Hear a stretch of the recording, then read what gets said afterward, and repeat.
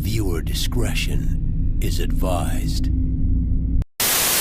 LA Angels. The rhyme of the ancient mariner is about a sailor that is made to wear a bird around his neck for killing it. Now, Artie Moreno gets to wear a dead bird in the form of Albert Pujols' contract while he struggles to pay Mike Trout, who you know is going to the fucking Yankees in 2021 when they pay him in hundos bedazzled with real diamonds. Donnie Moore giving up a heartbreaking home run to Dave Henderson.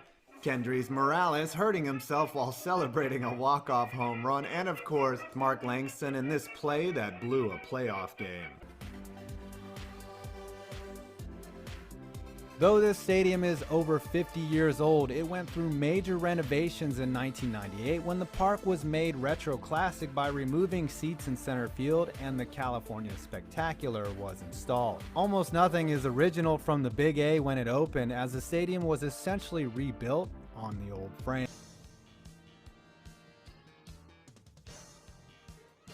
I guess a low payroll can't stop you from issuing a good old-fashioned ass whooping, as this recent beatdown saw the A's put up a 21 spot. Nearly every A starter had at least a pair of hits, only Matt Olson didn't because he walked 3 times, and kudos to Miguel Almonte, who got nobody out and gave up 5 earned runs in the 6th inning.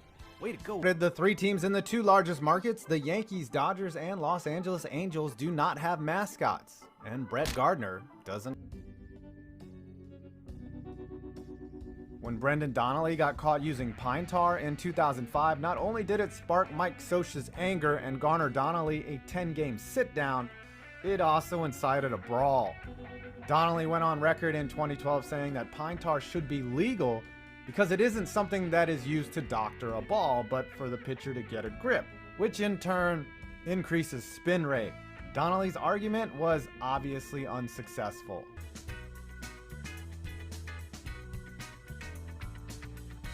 Okay, I have to admit, I kind of like that rock thingy they have in left field that separates the stadium from the Marriott Phoenix Resort. This used to be the home of the Brewers and Mariners, but now the Los Angeles Mike Trouts play here in the spring, and I hear there is a Topgolf nearby.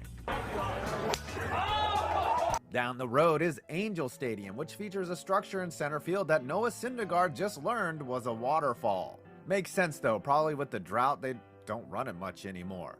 Fun fact, the Big A sign used to be a support for the scoreboard. Though the stadium is pretty old, it's basically been rebuilt on top of the old one, so this park isn't going anywhere anytime soon. It's not the best park, but not the When I was first starting to write this video out, it was going to be on the Los Angeles Angels themselves. How they had been allowing their generational talents to run away because of how they handled nearly everything else, but then I realized something. The team itself doesn't deserve it. The players aren't at fault for this whatsoever. All of the issues of the Angels, every challenge they face as an organization points to one man. A man who is both overbearing yet neglectful. A mastermind of the biggest splashes and capable of miserly cheapness. That being the head honcho. Artie Moreno is the alpha and the omega of the Angels. The all-encompassing self-proclaimed hand of God himself. A man who was born with a love of the game. And will do everything to make sure he's the one that wins. Whether that be on the field or in his net worth is acceptable. He preferred both, though. The team Moreno had inherited was a champion. He was given a group that had just won a World Series. Remember the rally monkey, K-Rod, all the hitting prowess? It couldn't mask the fact that Disney was bleeding money on the endeavor. Winning a championship cost them $10 million. They were over 9 figures in the red by the time they sold to Artie. And he was like a hypothetical kid in a candy store. His first few years tell us a lot about his future plans. Spending for the best. Vladimir Guerrero and Bartolo Colon are the top players on the market? Well, go get them. Cost means nothing when you want to win. He appealed to the fans. He cut beer prices by a few bucks. He was relatable. The early returns were promising. So when did that image end? I'd say it was around the time of the Los Angeles Angels of Anaheim. Huge red flag should have been flying here. A man from Arizona thinks a city in a different county that wants nothing to do with Los Angeles is being lumped in with Los Angeles. Have you ever wondered why the Angels don't have any branding with Anaheim on it anymore? It's a cheap attempt to market to LA as a whole. The dude spent millions in advertising trying to make the goddamn Angels into LA's team. Like the Dodgers suddenly didn't exist. Yes, it was as terrible as it sounded, and they quietly buried it just to be called the Los Angeles Angels. Still playing in Anaheim. The attempts to cater to the foreign crowd haven't really worked. But then again, this is minor in the grand scheme of things. The Angels were strong throughout the 2000s, and this apparently led Artie to believe that he was a genius baseball mind rivaled by few. After 2009, the dude just goes off the fucking deep end and makes himself all but Team Czar. Everything goes through him and him alone. Now I know that team owners have final say in every move, but what Moreno does is go beyond that. He takes a front seat in day-to-day ops, breathing down the neck of his GMs. That's why it's hard for me to judge the men leading the Angels. Billy Epler deserves some shit for being unable to find pitching and the lack of winning over his tenure. But I honestly don't know where Moreno ended and he began. Do we even need to go over Jerry DiPoto's tenure? The backstabbing, the bickering, the relentless meddling? Mike Scioscia staying around for way too long and chucking the GM under the bus for the team's failings? No wonder why DiPoto fucked up after a long schism with the owner. The only positive of Artie from what I can see? He spends money. He has shown no restraint on trying to go after blue-chip free agents and trade targets. Which is more than I can say for some other owners out there. But that comes with an asterisk. More than a few, actually. It's worked wonders for them over the past decade.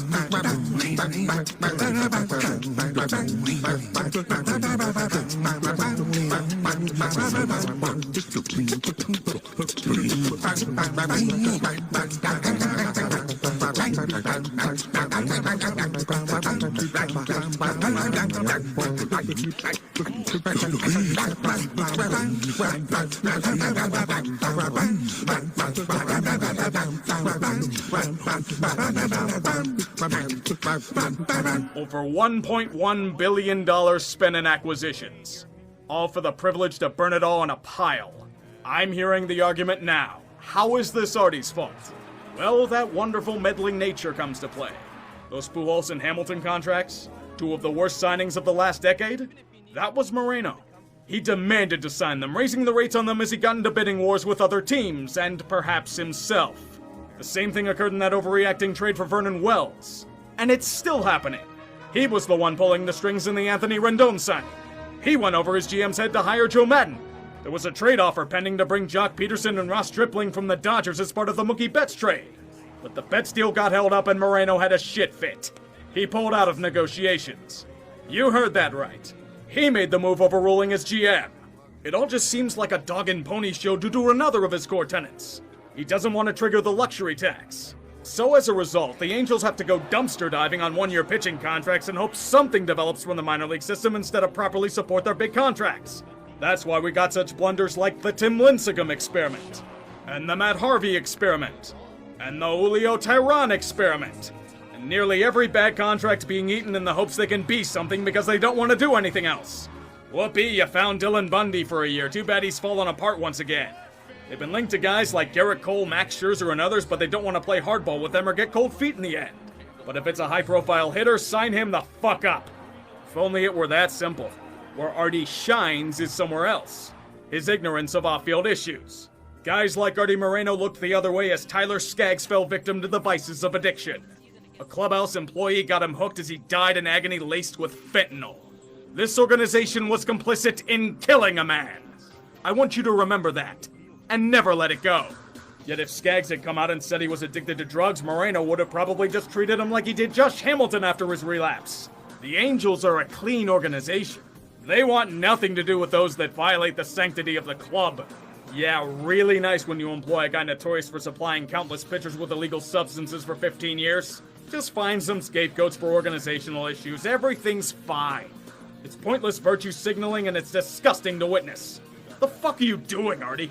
This is your team, your ball club! The fact that you can feign ignorance instead of understand there are systemic problems in the organization is a damning testament to your leadership.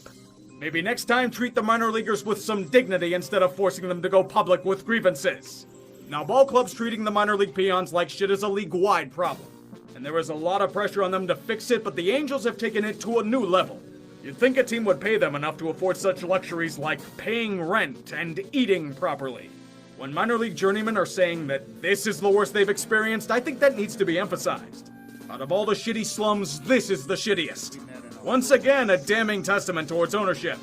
About as much as how well he's treated the scouting staff. In 2010, the Angels let scouting director Eddie Bain walk into a spat with then GM Tony Reagans. This is important because Bain and his staff had just been responsible for some of the greatest drafts in baseball's recent history, including 2009. The guy responsible for scouting Mike Trout was unceremoniously let go in 2014. If there's a pandemic, he'll just furlough a shit ton of his staff with a speed rivaled by few in the league. He's neglected the minor league system and scouting, some of his capital, for years. And the team has suffered as a result. I think it's safe to say that the Angels are a fucking mess overshadowed by elite talents. It effectively masks up the pure stench they've been exuding. Even then, nobody's gonna care about this. Baseball loves what this man's doing. You wanna know why? It's because Artie Moreno's making shitloads of money off the Angels. He bought the team for about $180 million in 2003. The team's now worth almost $2 billion. The city of Anaheim gave him a sweetheart deal for Angel Stadium and the land around it. He will most likely develop it and make a shitload more money. All the while still trying to market the team to fucking LA. But all of that revenue can't save you from the thing that gnaws at you, Artie. You are not Jerry Jones. You're a fan, but you lack any sort of baseball savvy or expertise. Jerry Boy does a lot of shit poorly, but even he wouldn't allow his players to rot on PB&J sandwiches. Perry Manassian might be a good GM, but I can't tell where he starts and you end. Was the idea to draft all pitchers in a foolish attempt to fix short-term issues his idea or yours? It wouldn't shock me if it was Artie's. This Walt Disney doppelganger is so knee-deep in shit he's about to blame his team's misfortunes on the commies and Jews. This team has lucked into 2 generational talents, and somehow it's a Herculean challenge to get them anywhere near a playoff spot. It's one of the most infuriating things if you're a fan of baseball. Mike Trout hasn't won a playoff game entering his fucking 30s. He's being King Felixed in front of our very eyes. And with Shohei's prowess, Moreno may not want to hit the luxury tax again. So he may go to pastures unknown instead of thriving as an Angel. If I were Artie Moreno, I don't know how I'd sleep at night. The game has changed, but he hasn't. And he knows the cold truth in his heart. He is fucking wasting them. What's Trout got, 5 more years of peak production left in him? If even that?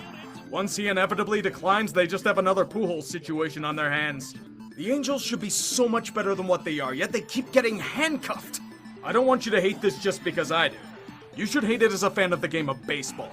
Artie Moreno keeps making the same goddamn mistakes and he doesn't learn. But hey, you'll say he cut the price of beer almost 20 years ago. Everything's good. Maybe if you're lucky, he'll drop the price by 50 cents again. You can drink yourself silly as Trout rots away.